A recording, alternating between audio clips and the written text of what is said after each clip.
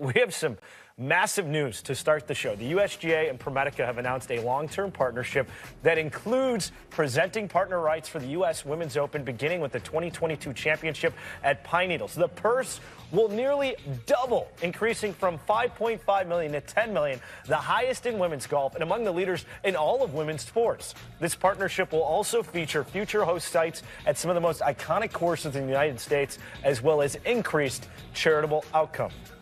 Some notes arising from this deal. As you see, the 2022 championship will be staged June 2nd through 5th at Pine Needles Lodge and Golf Club in Southern Pines, North Carolina. The champion in 2022 will receive a payout of $1.8 million. You see that purse increase. That's $4.5 million. The USGA isn't stopping there. They're committing to raising the U.S. Women's Open purse to $11 million, then $12 million, this over a 5-year horizon going forward.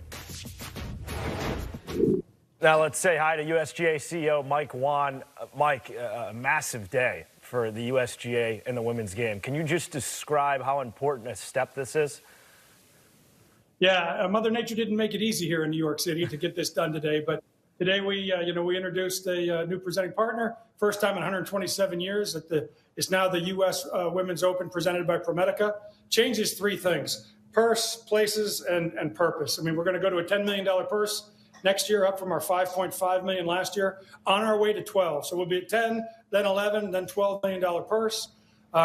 We added 5 more incredible places to a list that already included names like Pebble and Marion and Oakmont. But we introduced Interlochen today. We introduced Oakland Hills today. We introduced Pinehurst back-to-back in 29, like you saw from us in 2014. So pretty big day. Inverness in 27. And so we're pretty excited about what we're doing on purse, what we're doing on places, and we're also going to increase the real purpose, the impact of this event.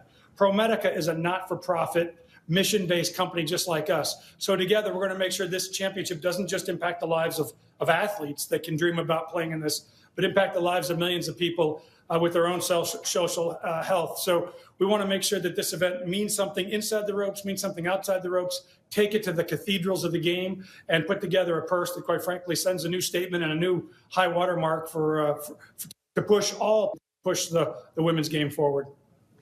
Mike, how long was the process for the USGA to get here, and did you feel an onus as an organisation to be a leader in the effort to invest in women's sports?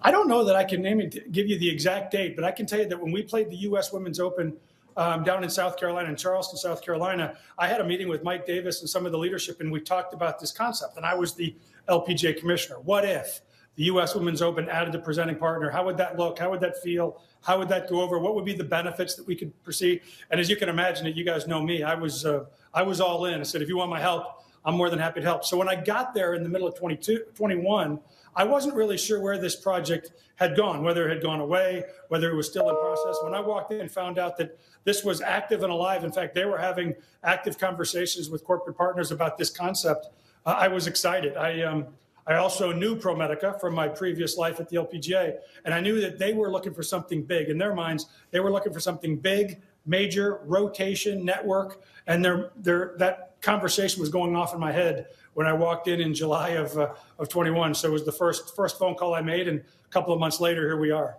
What's the knock-on effect you would like to see from this example being set in terms of either other bodies or other sports investing more in the game? Well, at the end of the day, I mean, it's we all are competitive in our own ways. But I think the good news is this isn't Mike Whan's not driving this train. This train's been going down a track for a lot of years. We're seeing significant increases in purses and pay to female sports, better network coverage. So I feel like this only continues to push the momentum forward. And somebody asked me in the press conference, how high is up? And I said, I've learned long ago that taking a real monster step, I mean, going from 5 million to 10 million feels like a lot when you first have the conversation in a boardroom. But once you do it, and once you sort of get over that, it's like hitting a really tough flop shot. I mean, once you hit it, you realize you can hit it, you can work on it some more. We just took a monster step today. And I think the good news for us and others that are thinking about it is it's doable. And now that we've done it, like anybody else, we're excited about doing it again. Mike, I remember we first met back in 2013 in Naples as part of the CME Group Tour Championship. You had kind of shared your vision for the LPGA Tour at that time. You have a massive step now for the women's game as the USGA CEO. What future steps do you envision going forward? Well, if we're just talking about the women's game, I think the most important thing that we're all working on is the next generation and the generation after that. As I said in today's meeting to Julie Inkster and Mega Gagne and Danielle Kang, as great as this is for you all who are here now playing and understanding this career, the real benefit of this announcement is for your daughters and your daughters' daughters, for the dreams to get bigger, for dreaming about places like Marion and Oakland Hills and Oakmont, and for dreaming about purses and purpose of this level. So I really think the most important thing, and my time at the LPGA, I get asked this question all the time, what are you most proud of? And that's easy for me. When I joined the LPGA, about 18% of junior golf were women. And when I left, it was a little less than 40%.